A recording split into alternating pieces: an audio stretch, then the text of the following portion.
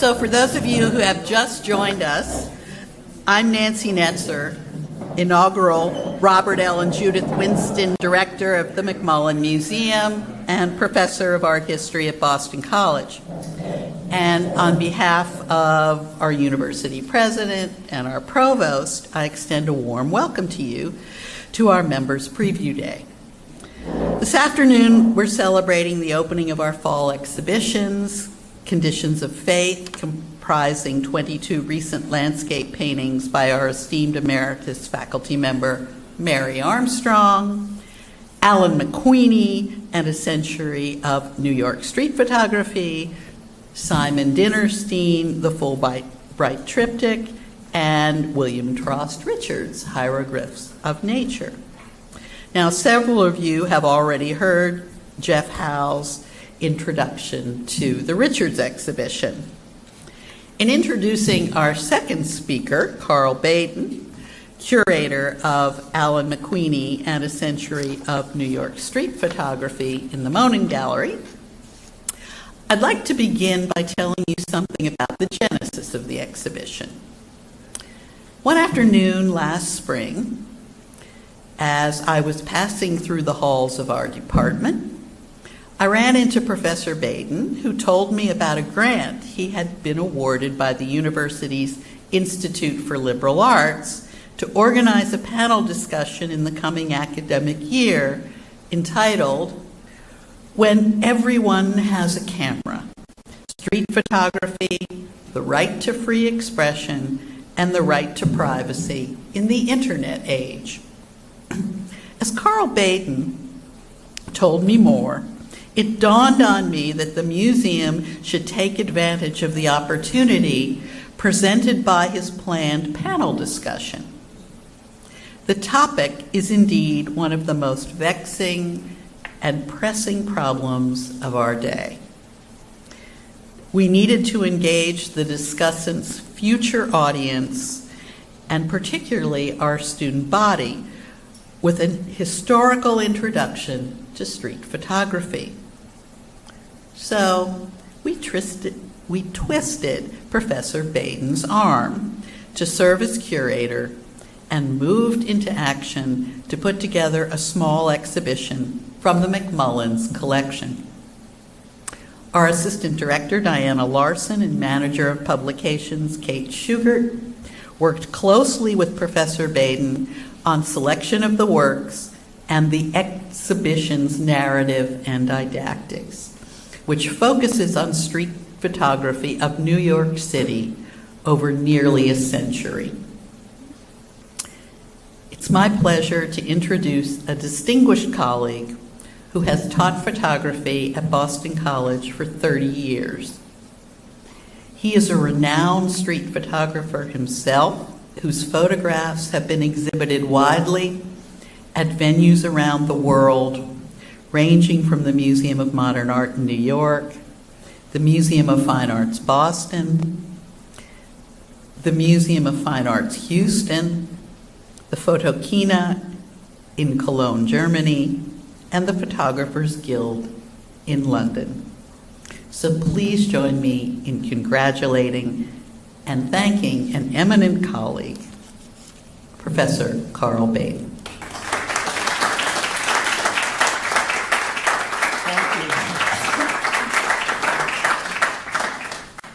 Thank you, Nancy. And I do want to thank Nancy and Kate Schugert and Rachel Chamberlain and Diana Larson for helping make this possible. Particular kudos, I think, go to Diana, because she was as much a curator of this show as anyone. And now I have to speak fast. Okay, so Alen MacWeeney and a Century of Street Photography is a big title, and it's a bit deceptive. The actual exhibit of work from the McMullen's collection is a small but well-chosen take on an enormous subject. In the next 25 minutes, I'll barely be able to scratch the surface of street photography and small camera practice, which in my opinion defined the 20th century and continues to do so, albeit in digital format. Now I have to use I also feel that discourse on street photography can rightfully go back to the medium's beginnings. And so here's a portrait of one of photography's inventors, Louis-Jacques Monde de Guerra, taken in 1844 by Jean-Baptiste Sabatier-Blot. And please forgive my French, as they say. I'm just telling you right now, and then I'm going to go full-blown. The real story is far more complex, but for general purposes, the year photography was invented has been generally agreed upon as 1839.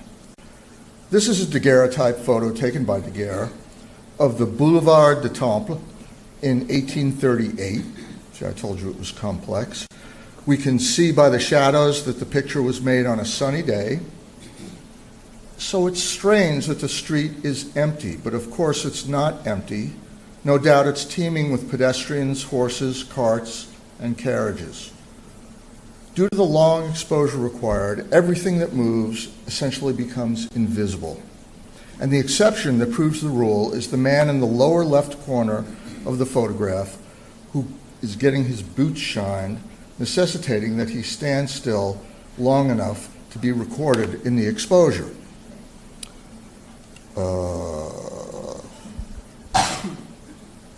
Voila.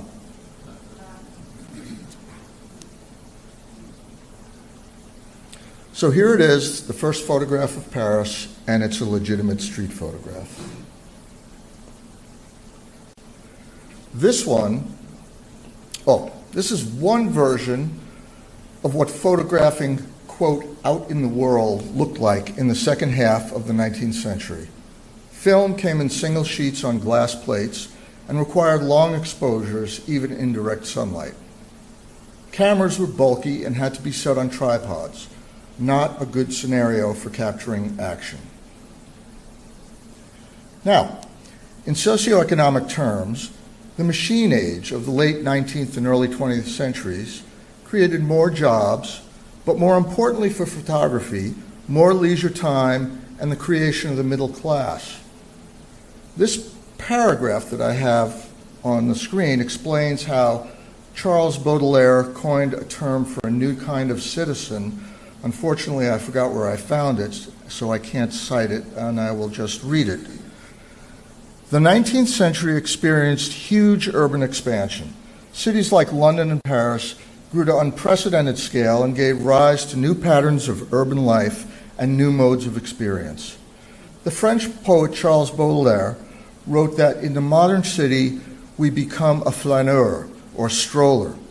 This was an entirely new urban figure associated with the era of modernity. What? Oh, I thought somebody was telling me something. Sorry. Baudelaire, according to Baudelaire, the flaneur moves through the labyrinthine streets and hidden spaces of the city, partaking of its attractions and fearful pleasures, but remaining somehow detached and apart from it. By the way, this is Etienne Carjat's photograph of Baudelaire circa 1862, but the movement into the cities, coupled with more leisure time, created, among many things, a collective desire for a new type of camera, one that was smaller, less obvious, and easier to operate. The American inventor and entrepreneur George Eastman came up with a partial answer in 1888 with the Kodak Model 1. This camera was a paradigm shifter because it allowed amateurs, including flaneurs, to make photographs with little to no knowledge of camera operation. The box was small enough to be carried and used without a tripod, and it came preloaded with a roll of flexible film long enough to take 100 pictures. When you finished the roll, you simply mailed the entire camera to Kodak, and in a few weeks, you'd get your pictures back along with the camera, freshly loaded with a new roll of film. Their motto was, "You push the button, we do the rest." Okay, so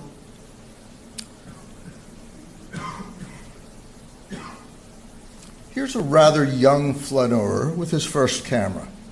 Jacques-Henri Lartigue was only 9 years old in 1903 when this picture was made. And although he lived until the age of 82, it could be argued that Lartigue is the only figure in the Parthenon of great photographers who took his most important pictures before the age of 15. I'd like to go into that, but I don't have the time, so I'll go to when he was a young man. As a young man from a well-to-do family, he would stroll the boulevards with his camera. Here's a picture from 1911, taken on the Avenue du Bois de Boulogne, as is this. With the development of the Leica, here's a Leica model Leica model number 1 from 1927. It was a real paradigm shifter. A camera you could literally carry around in your pocket. But this was not a simple point and shoot. It was a high quality machine that, if you learned how to use it, gave you a wide range of options for shooting and a sharp, detailed negative as a result.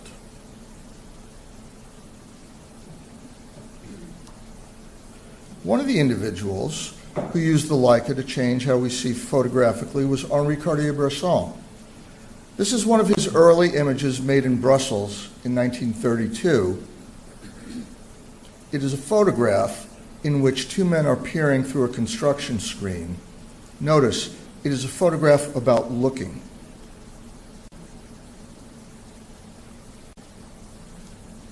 Another well-known Cartier-Bresson, Sunday on the Banks of the Marne, made between 1936 and 1938. I remember hearing John Sarkowski say once that for him, this picture was a metaphor for civilization itself. Seville, 1933, 3 years before the Spanish Civil War. A premonition of the nightmare to come. That's also Cartier-Bresson. Cartier-Bresson's contemporary, the Hungarian-born, transplanted to Paris and then New York, André Cortège, was an early user of small cameras as well. He made this image while standing inside the clock of the Académie Française in Paris in 1932. This is Bernice Abbott, originally from Ohio. She left college after 2 years and went to Paris to study art. She worked as a model for artists and then became an assistant to her fellow expat, the surrealist Man Ray. This is, by the way, Man Ray's portrait of Abbott, made around 1921. The print was made later, I believe. And here's Man Ray in a solarized self-portrait years later in 1931. So eventually Abbott became a photographer herself. This picture was taken in Paris in 1928. Notice the 8x10 view camera.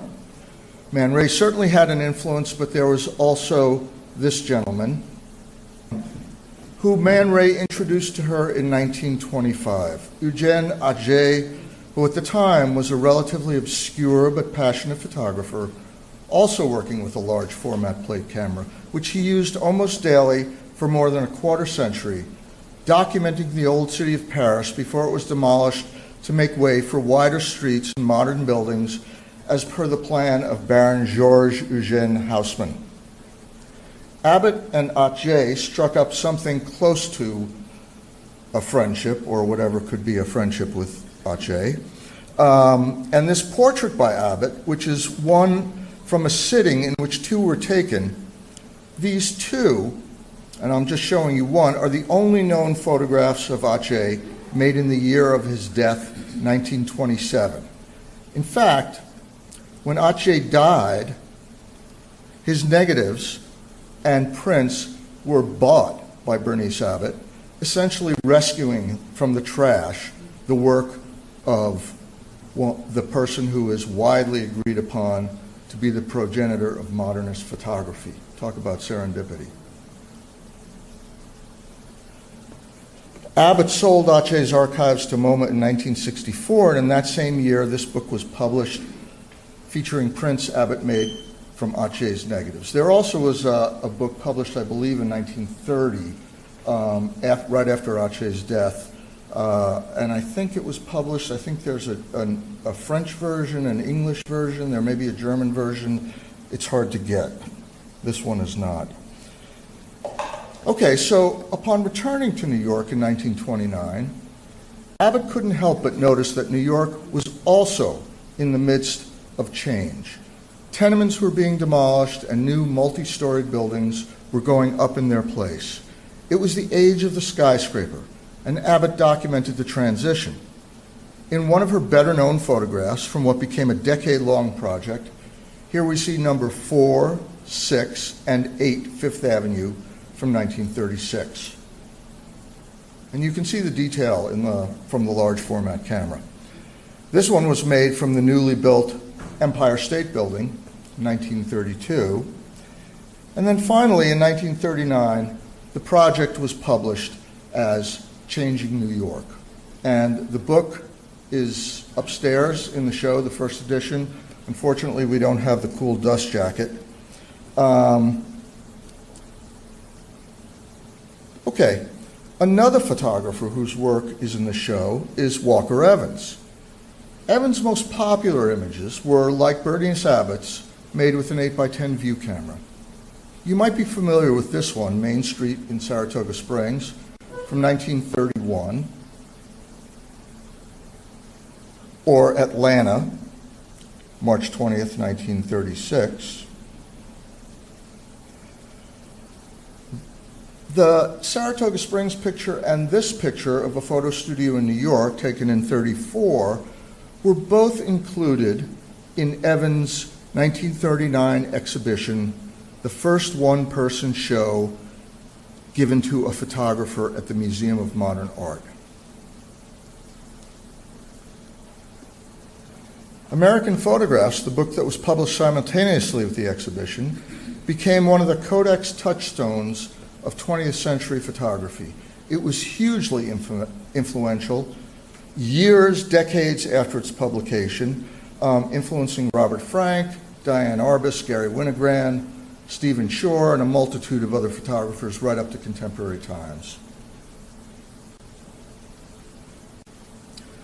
Now, as some of you may know, Evans was one of the photographers who worked for the Farm Security Administration, along with Dorothea Lange, Ben Shahn, Russell Lee, Jack Delano, etc., documenting America during the Great Depression years.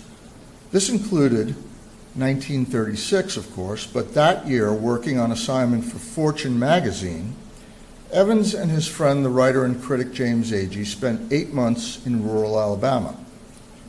Here's a post office in Sprott, Alabama, and they were photographing and writing about 3 sharecropper families. The family members were given pseudonyms in Ache's text, Agee's text. Agee, Ache, you say potato. Here is Evans' well-known portrait of Allie Mae Burroughs. She was referred to in print as Annie Mae Gudger. This is all in or around Hale County, Alabama. The year again is 1936. It is a classic book in terms of the images and the text. It was published in 1941. Let us now praise famous men.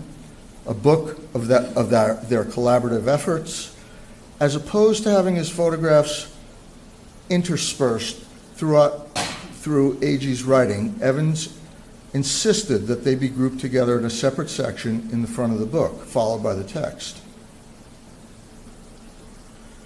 So slightly less well known are the pictures Evans made, his entire career really, on city streets and country roads with a small or medium format camera.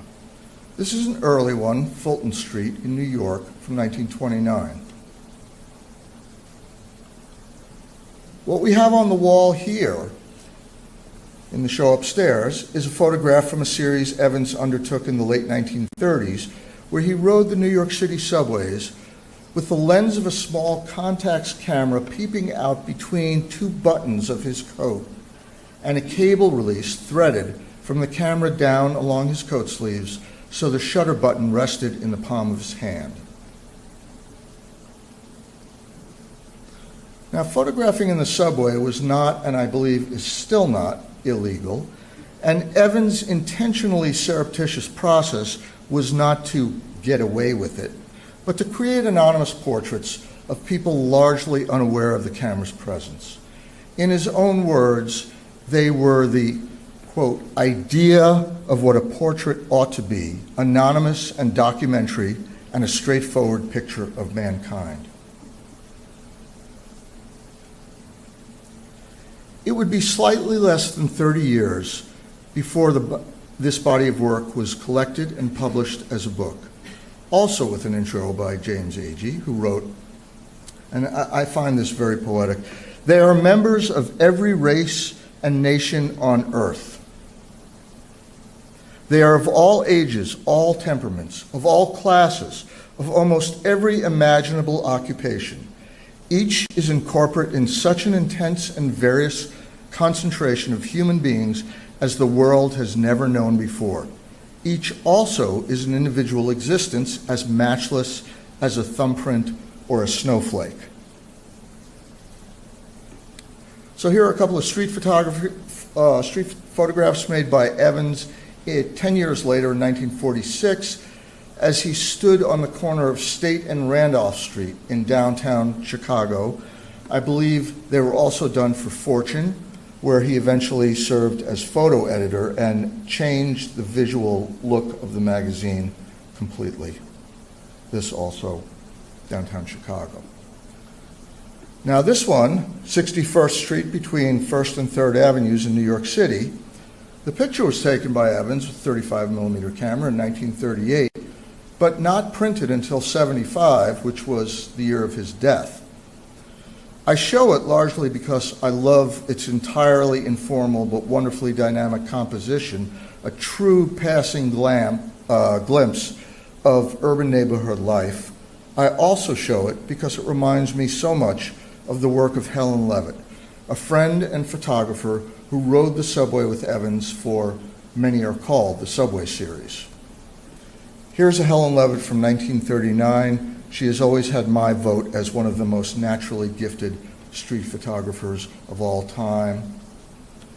She's not in our collection, but she should be. I wish she was. I hope she will be someday. This is 1940. And now we go to the Photo League. I think this is an installation shot. It's hard to read. It says this is the Photo League. This is an installation shot of a Photo League show at, I believe, the Museum of Fine Arts in Houston in 1947. Now, the Photo League was a loosely knit cooperative devoted to socially conscious documentary photography. It plays an important, albeit background role in our exhibition because 4 of the 7 photographers whose work we are showing, Bernice Abbott, Walter Rosenblum, Aaron Siskin, and Jerome Liebling, were members. Now, philosophically, the Photo League endorsed traditional trends or the traditional tenets of social documentary practice by photographing among the poor, marginalized, and immigrant populations. The photographer might reveal the ills of society resulting in positive social and economic change. We have a different view of that philosophy today.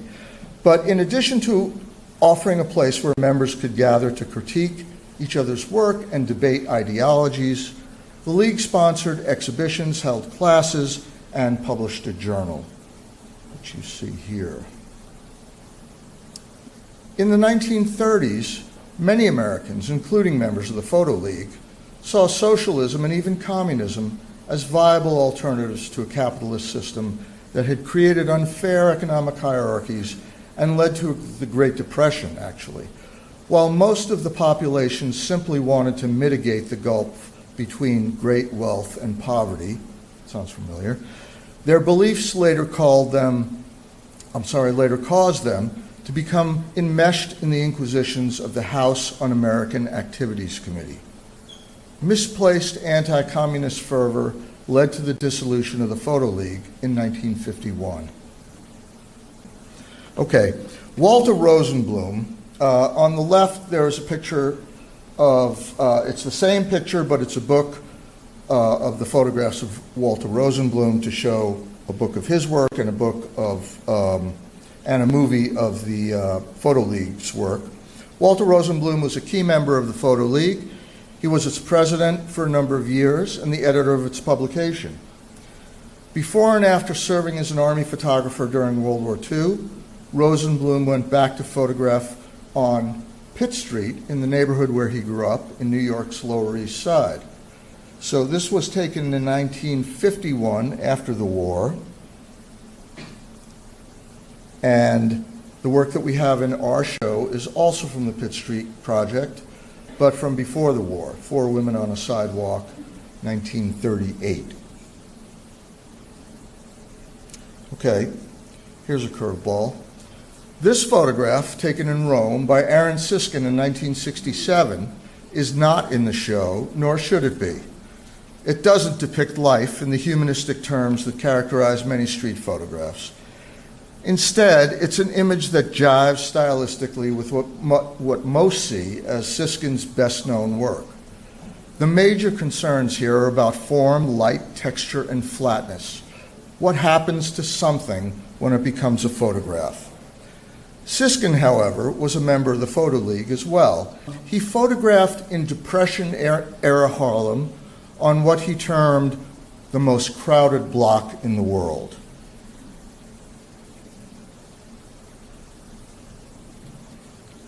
A Siskin photo from that project, taken sometime between 1935 and 1937, is in our exhibit. I showed you the previous picture to suggest that Siskin's future formal concerns having to do with the frame and image within image may be seen even in his early social documentary work. A monograph of Siskin's Harlem work was first published in 1981. We have that upstairs as well. Okay, Jerome Liebling, like Siskin, was a Brooklyn boy from a left-leaning Jewish family. This photo, taken in New York's Union Square, is not in our collection, but is on the cover of a book about the Photo League, of which Liebling was not only a member, but a former student of Walter Rosenblum's at Brooklyn College. Okay, now I see my next slide is X'd out. I just want to say that Liebling also has a history in Massachusetts. In 1969, he accepted a position as the inaugural chair of the soon-to-be highly regarded film and photo department at Hampshire College, where he was a mentor to thousands of students, including Ken Burns, who went on to make their own mark in filmmaking and photography. And the work on display in the gallery here, is it showing? Rivington Street, New York, 1947, is from Liebling's Photo League years.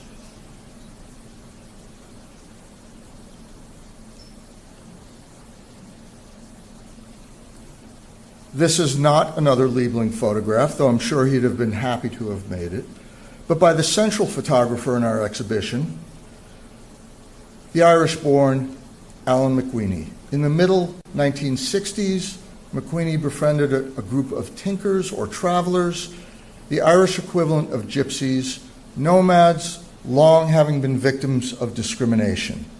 McMullen's association led to his being permitted to photograph, the result of which was a multi-year document, rich, beautiful, and avoiding over-sentimentality of travelers living and working. And the book is upstairs in the show. The work in this series, while certainly documentary, is not from New York, nor is it street photography. But I feel that it is just too good not to give you a peek. And by the way, it is in our collection. It is. Okay, so in the 1970s, living in New York and working as a commercial photographer and as a printer for Richard Avedon, McWeeney spent time, like Walker Evans and many others, photographing in the New York City subways. Now, when I was first shown the prints from this series here at the museum, I assumed that they were made with a 35mm panoramic camera, a Widelux perhaps.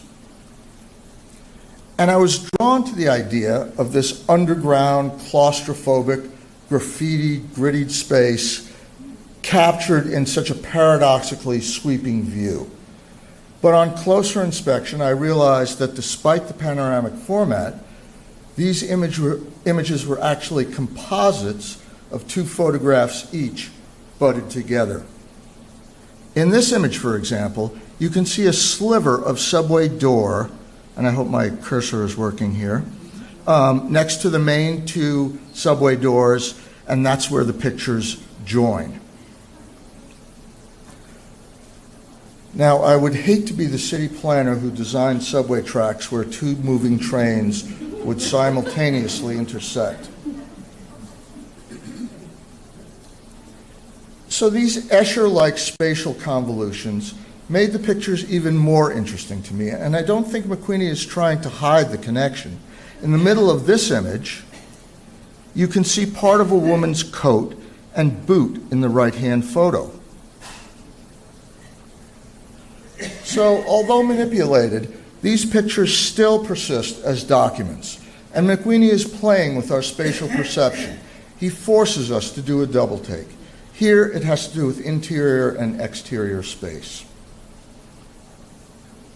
The last person whose work I'll show, because her work is the most recent, is Donna Ferrado, whose groundbreaking 1991 book, Living with the Enemy, was a close-up, no-holds-barred document and indictment of spousal abuse.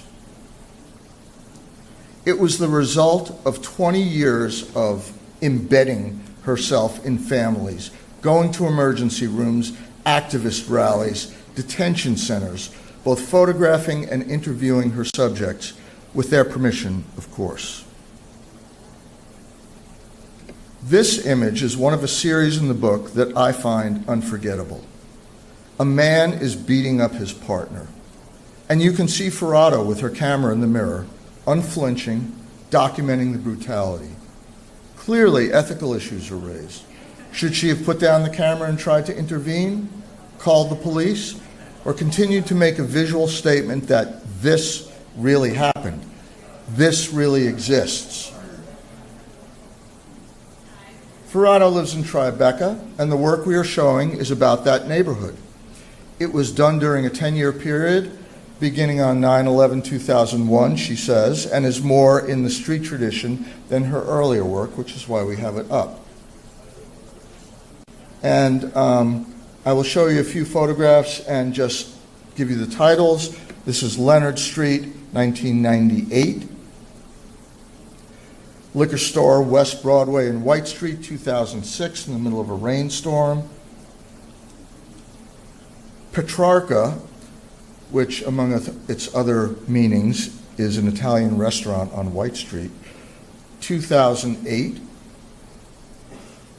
And lastly, Only on Leonard Street, 2009. And I actually ended before 25 minutes. I can't believe it. Thanks.